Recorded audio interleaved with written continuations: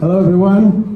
Well, it's very nice to see you. Thanks a lot for coming, and welcome in both offices. This afternoon, we're going to present you a few words, just short stories about machine learning in our company. As many of you probably know, Bolt tries to solve the problems of the future of transportation. So related to that, we have many challenges, especially related to machine learning and building infrastructure for that. So please welcome Elizaveta, that will tell you a bit more about A/B testing with machine learning models.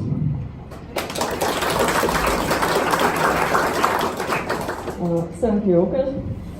Hi everyone, I'm Elizaveta and I work as a data scientist at Bolt. Today I will talk about experiments in data science, but first, a couple of words about our company. And it works.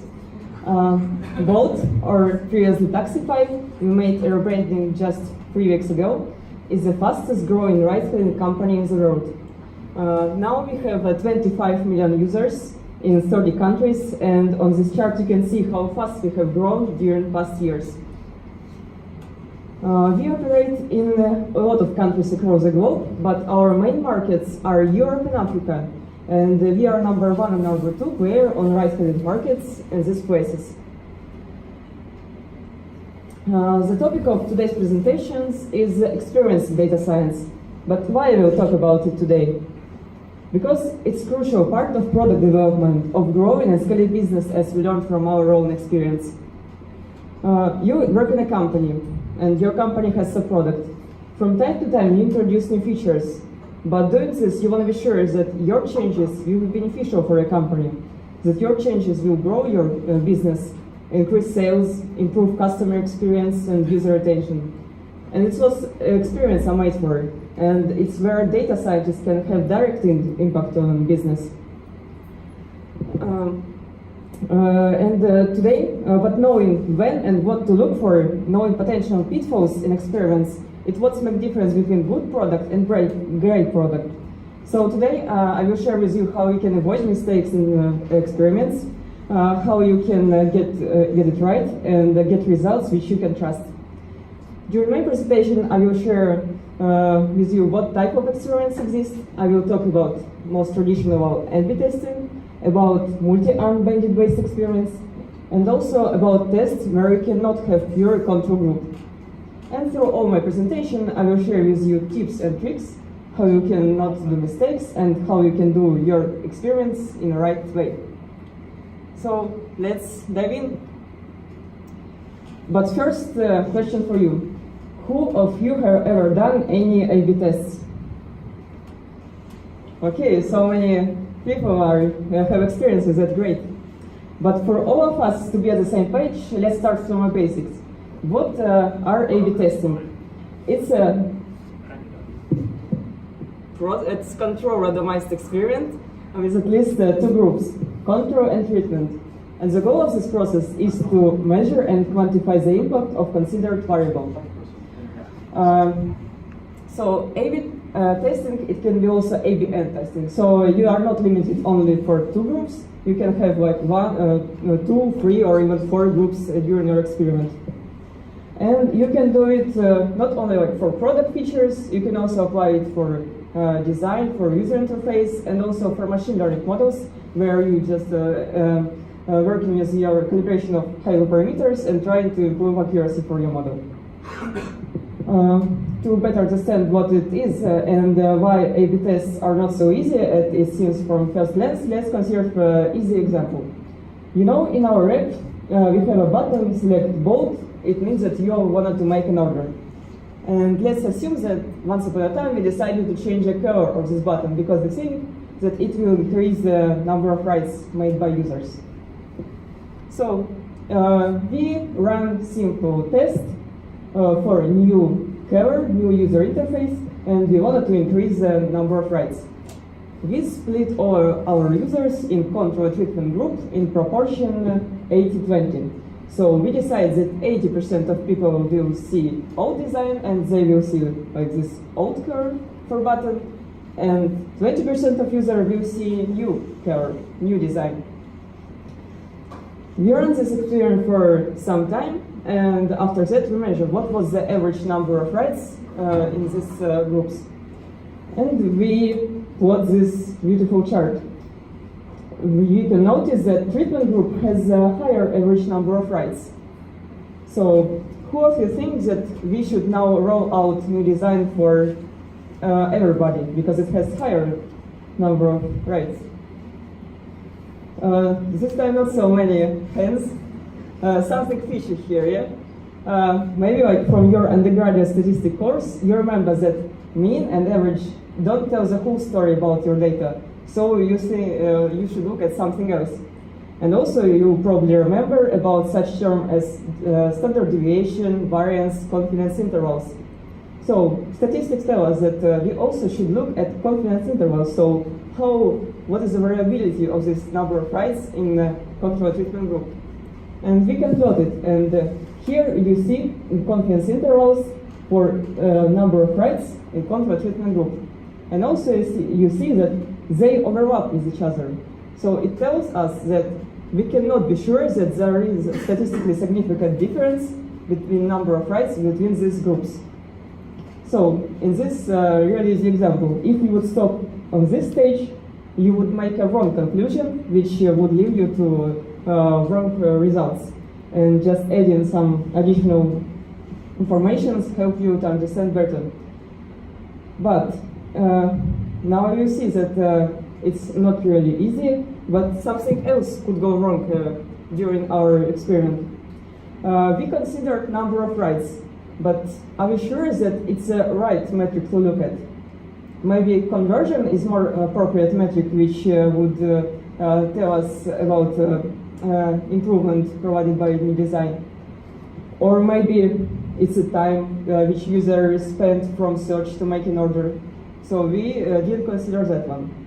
Next, to calculate statistical significance of tests, we use t-tests. And if you will Google t-test, you will realize that there are dozens variants, dozen types of this t-test. Are you sure that we choose the proper one, or maybe it's a wrong one which gives us wrong results? Also, in this simple example, we didn't look at number of users which were in control treatment group.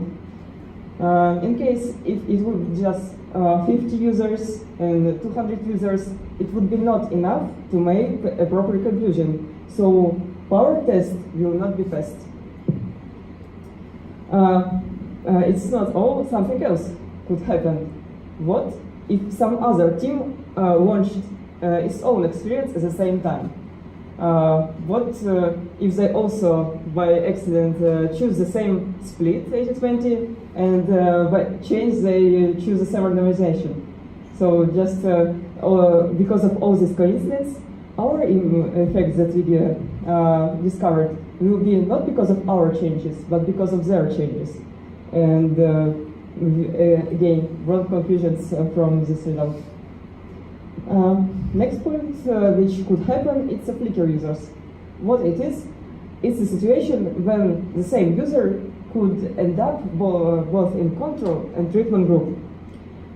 It can be in case when you start your experiments, user had Android phone, but then after a couple of days he decided to buy iPhone, let's say, and so previously he has in one platform, he changed the platform, and he was in control group and ended up in treatment group.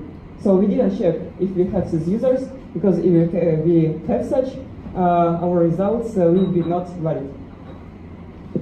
Now we see that generating numbers is easy, but generating numbers you can trust is hard. And now let's look what you can do to have results which you can trust.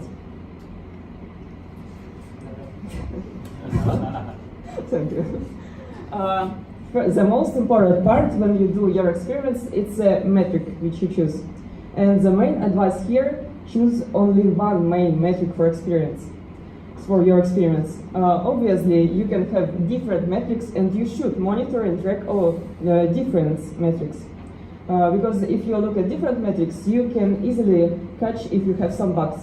For example, you choose like as a main metric conversion, but you also look at distribution of your users across countries or across platforms. And if you notice that there are like 0% of users from like Android OS, you will discover that there is some bug, and as soon as you will see it, the sooner you will maybe stop this experiment or fix some error which occurred.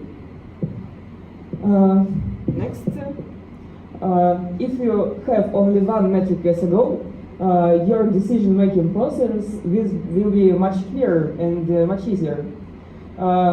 Let's imagine that you decided, oh, like 3 different metrics are equally important for you. What will you do if 2 of them increase by 10% and one of these metrics decrease by 30%? So like you will do some trade-offs probably, but it's not really easy and really hard to make a conclusions from it. Next point is that if you have many metrics during your experiment, your false positive rate will increase. It means that you will notice that there are some difference between your control treatment group, but in reality there will be no any difference. I will not go into technical details why it happened. Slides will be available afterwards, and you can check this link, which nicely describes the reason for that. And the next point about metrics is that proportion metrics are more recommended. So such metrics like a conversion, for example, because in many situations we more care not about like how much user do something, but actually if user do something or not, which is a proportion metric. Speaking about metric types, there are 3 main types of metrics that you can choose for your experiments. It's a continuous metric, proportion metric, a ratio metric. Continuous metric, it contains only one numeric value. As an example, it can be gross bookings per user, or it can be number of visits that user made during the day, or it can be number of orders which user made during your time of your experiment. Proportion metric, it has only one binary indicator value, so 1 or 0. If user sign up or not, if user were activated with some promotion or not. But why it's proportion? Because when you aggregate this metric across all users, you actually receive proportion of users who made something. For example, proportion of users who completed any trips after sign up. Is it clear? Oh. Third type of metric is a ratio metric. Ratio metric has 2 numeric values, numerator and denominator.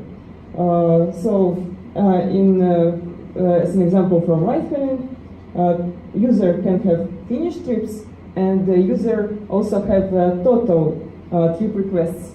And total trip requests are usually higher than finished trips because some of trips can be cancelled. And when you divide finished trips by total trips request, you receive trip completion ratio. So also here, when you aggregate across users, you receive this ratio. More recommended for experiment proportion type of metric, because if you use continuous metric, you will realize that your data have a lot of outliers. So you will see that your maximum value for a number of trips for some user will be maximum value will be like 3 times higher than your median value. That's why when you use a continuous or ratio metric, you should do outlier detection, a lot of cleaning data. But with proportion metric, it's much easier. So it's just 1 or 0s, and you cannot take into account it. That's why it's more preferable for experiments. Why metrics type is important? Because the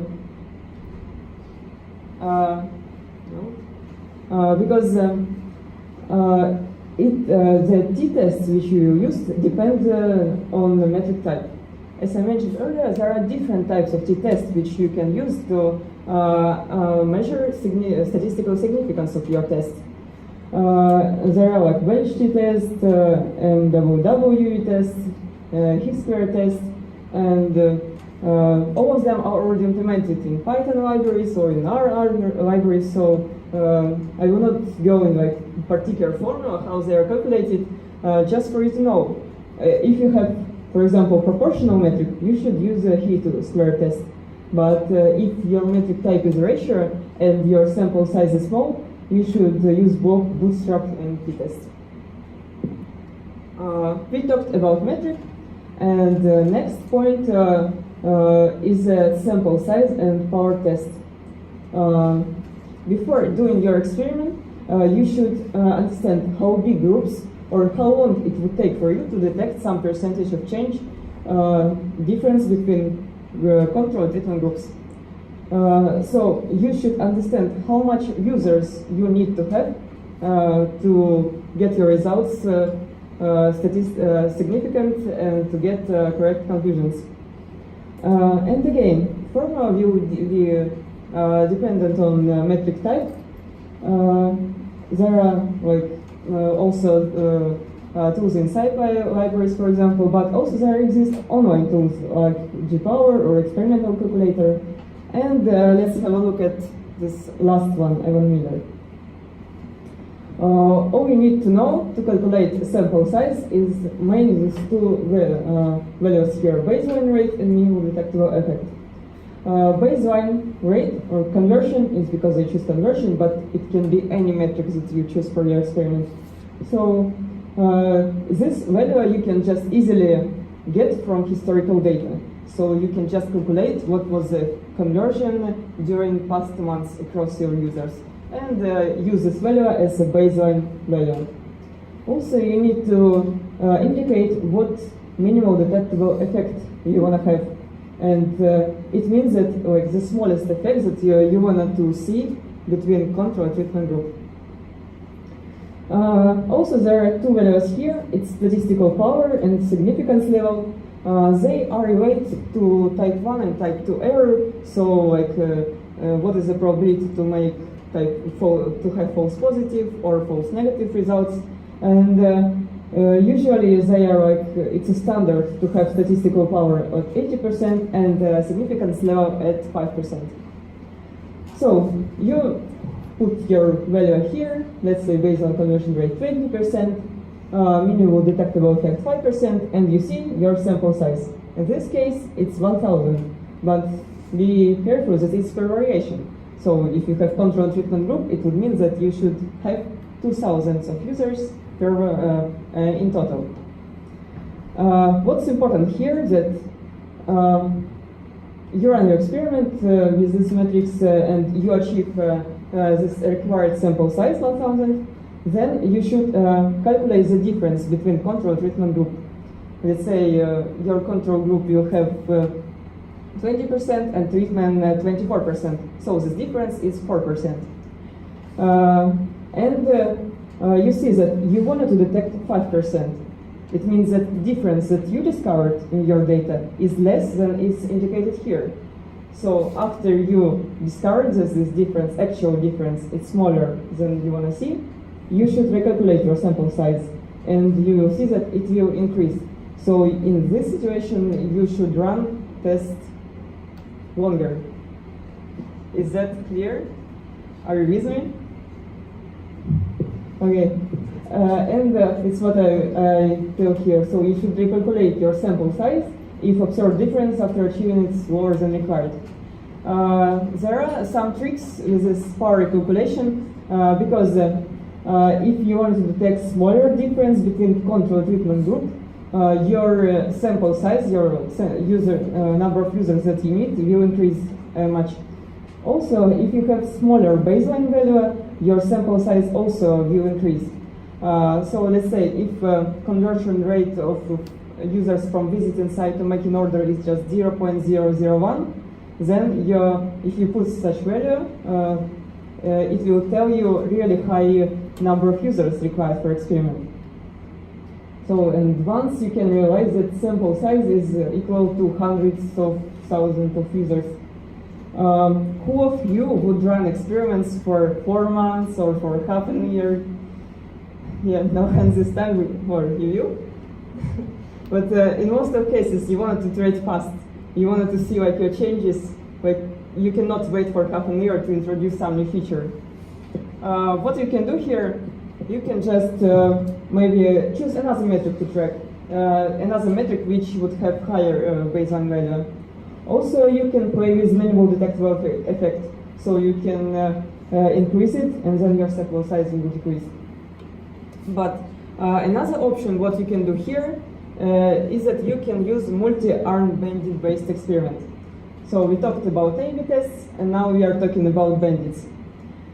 To understand what it is, let's imagine we are in a casino, and we are in front of this beautiful one-slot machine. And let's assume that some of these machines give you higher payoffs than the other, but we don't know which one. And your goal is to maximize your profit, to have as much more money as possible. So what you do in this case? You try first machine, second, third for some time, and then you realize that machine 2 gives you higher payoff. So you play with it, you firstly explore it, and then you exploit this knowledge. But you have limited amount of money, and there are also machines that you don't know what they are giving to you, and you are trying then machine 4, machine 5, and so on. And also you explore again, and then you realize that, okay, machine 5 actually gives me even higher payoffs than all previously seen before. And you're starting to play with it, and it's how you optimize the amount of money which you gain. It's how bandits work. So the main difference between multi-arm bandit-based experiments in A/B testing is how they separate these stages. In A/B testing, you have two separate phases. First, you explore and learn, and then you exploit and earn money with this knowledge. So you define your sample size, you run experiment, and only after you choose a winner and apply this knowledge to real life. But with bandits, you explore and exploit at the same time. So at the beginning of your experiment, you say, okay, I wanted to have a split between control and treatment group, between options that I show to users, like 50-50. After a week of this experiment, you realize that actually option 1 gives for me higher payoff. It provides this higher conversion for users. So to have less regret, you're going to redistribute more traffic for a winning option. And it's how it's shown here. So during A/B tests, you define your split of users as 33%, for example here, and you freeze this split for the whole time of experiment. But during bandit selection, at the beginning it's the same.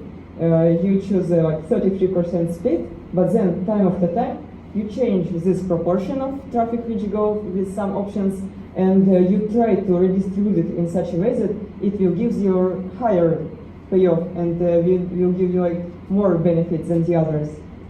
On these pictures, you can see the green area. It's the area which gives you highest value, and you can notice that with bandits, this area is much bigger than with A/B testing. There are different algorithms which stands behind bandits algorithms, like epsilon greedy algorithm or conceptual bandits. It's like a topic for a separate presentation, so I will not go into these details today, but I will show to you when you can use multi-arm bandit-based experiments. The good thing about them is that they can be applied for short tests and for long tests as well. The case for short test is that when you have small amount of time for experiment during like holidays or promotions. Let's say you want to test something on a Black Friday, but you cannot use A/B tests here because when you finished your A/B tests, you already don't have any time to exploit this knowledge. So in this situation, using bandits is really beneficial. For long tests, first option where to use them is for automation for scale. It's the same example that you remember we discussed. If you discover that you should run experiment for a month, let's say, you can use bandit here. So you can just set it for 2 months, and then you can be sure that it will optimize your overall value, and you will not have like big losses, and you will actually have higher conversion or more number of orders. So just like set it and forget it, how they say. Another option is you can use bandit experiments for targeting. So here your contextual bandits are used, and they learn rules and then assign the best experience for each customer. So they are trying to find common patterns for users and trying to apply for these users with the same pattern the best experience for them. Contextual bandits is actually reinforcement learning which stands behind. So all of you who dealt with the reinforcement learning also know about contextual bandits actually. We talked about A/B tests, we talked about bandits, and now let's consider a case, an experiment, when you cannot have pure control group. What it means? It means that in real life there are situations when you cannot you cannot allow that your users will have different experience at the same time. So you cannot, let's say, show different ads for different users at the same time. The case that we had involved is that, we have also driver app, and in driver app we show for drivers a map, and on this map we display areas which we are show drivers to come, because in these areas they will probably have order faster. So it's like a suggestion for drivers where to drive. There are algorithm which stays behind this map, and we wanted to test new algorithm. But we could not show different riders, different algorithms at the same time, because then each algorithm will be influence one another, and our results will be mixed, and we cannot really understand what is the difference actually caused by some algorithm.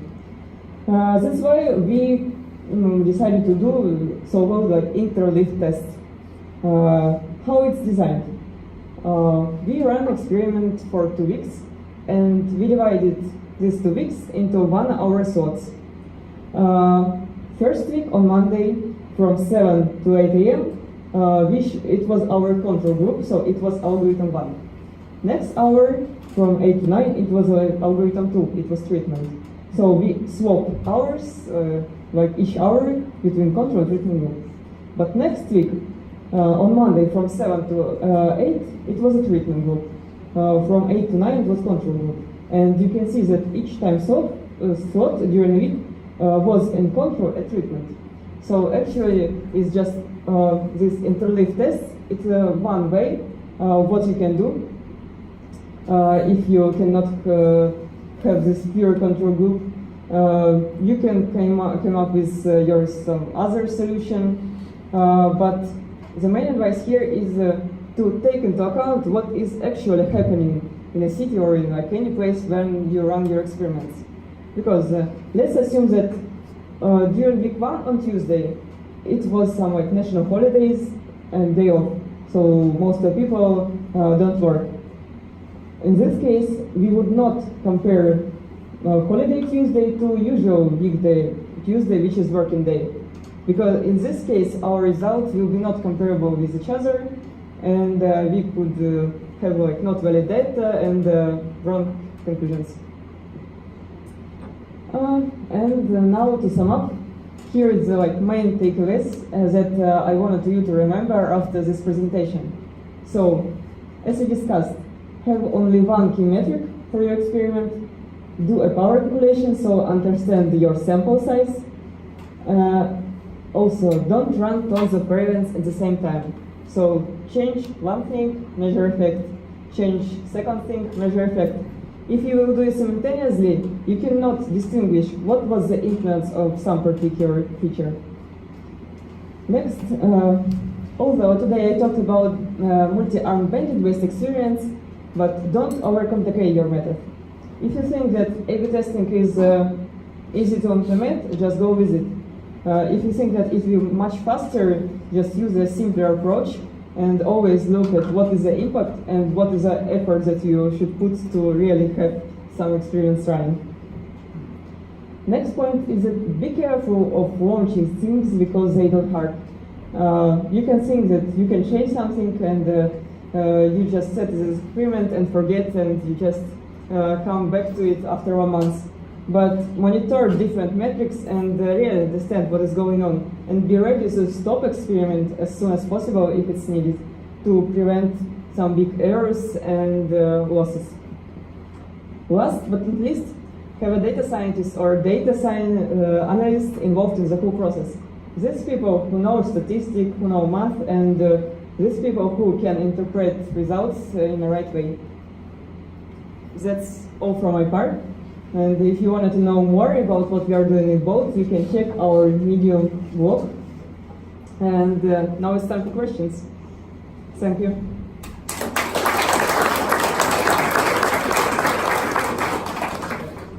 Yep. Is there any single method you're trying to optimize your So the question is there a single metric which you are trying to optimize about? No,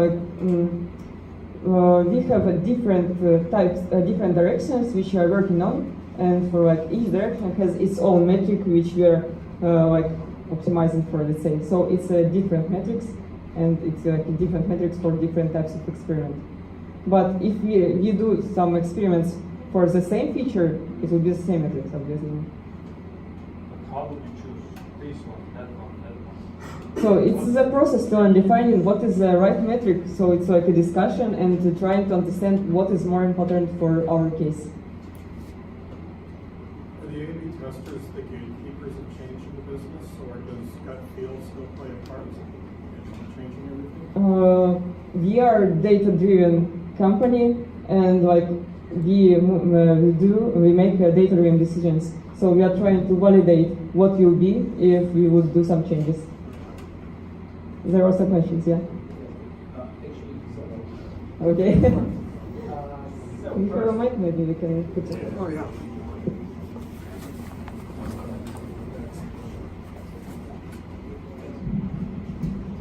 First, the last one, because the experiment where we just divided the groups by time, Yeah. so from seconds to from 7 to 8 and so on. Is there any rule of thumb to which experiments you use this method? Because, for example, if you start changing the shape of the button every hour, so you won't have any conversion. No, this type of settings is appropriate only in a situation when you cannot allow your users experience different like settings at the same time. So in case with a pair of button, you can have this like different users view. Could you bring some example? In this, like as we had here, like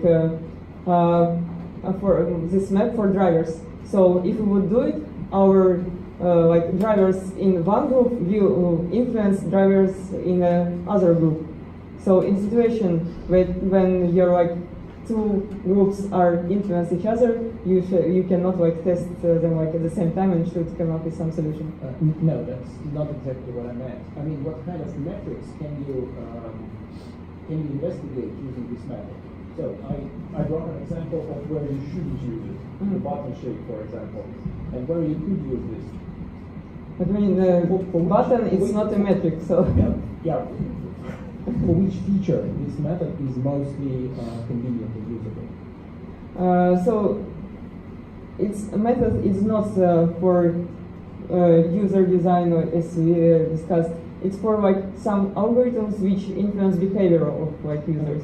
So because we show this map like to influence driver, like to push drivers to drive to some areas. So in this case, when you wanted to achieve like some immediate results which like real life impact on users, then you can use it. Understood. And one more question probably, or Somebody else can. or Yeah, I have more. I mean, we have limited time. Yes, Yeah. there's one left. we can discuss during break. Okay. Thank you for this presentation. I have a question. So you mentioned you're data-driven. Sorry? You mentioned you're a data-driven company. Yeah. So do I understand correctly that you're basically looking at the results without trying to understand why? No, it's Okay. we look at numbers, which tells like what p-values or like statistical significance, but we are trying to understand what stands behind as well. Why? So why? Yeah. Because we want to understand what stands behind all these changes, and maybe we do something wrong, and this results in with some change. Okay. So my next question would be, have you been thinking about, or are you looking at, because if you look at your market, you're going through multiple cultures. Are you actually looking also for cultural dimensions, colors, location of the buttons because of, I don't know, the religion, whatever? Do you do this kind of thinking also, or it doesn't matter? Usually we run experiments like in particular city, let's say. And like we don't compare what's happening in Africa to what comparing in France. So it's like totally different countries, totally different cultures you mentioned. So it's just like exploring what's happening in some particular place and comparing. So the results are also applied and local. Sorry? So the results that you get from, let's say, from Africa, you wouldn't apply in Europe. We do like separate tastes in many places. Anyone else has any question?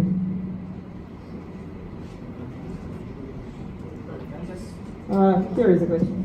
I guess the last one. It talks about finding the optimal sample size for your experiments, but do you agree, like, is it that generally the more the better, basically? Can you go wrong with getting the more sample size? Yeah, like big number, like low of big number, like still valid, but it's the main like point here was that you should not have less users that you need. Yeah. So thank you.